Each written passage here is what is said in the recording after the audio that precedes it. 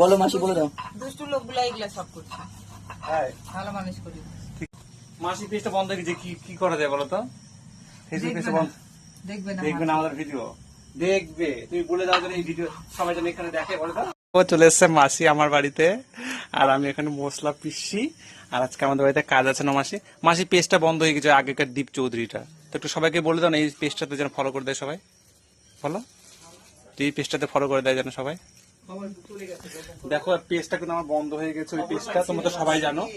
আর ওই পেজটা বন্ধ হয়ে গেছে, এই পেজটা এখন চালু আছে। আর কে চলে আসলো এগুলো? কি রে তোরা কোথায় গেছিলি? তোরা আমাদের বাড়িতে হঠাৎ করে অতিথির আগমন করছি। মাসি পেজটা বন্ধ হয়ে গেছে, কি করা যায় বলো তো? ফেসবুক পেজটা বন্ধ। দেখবে না আমাদের ভিডিও, দেখবে তুমি বলে দাও যেন এই ভিডিও সবাই যেন এখানে দেখে, বলে দাও।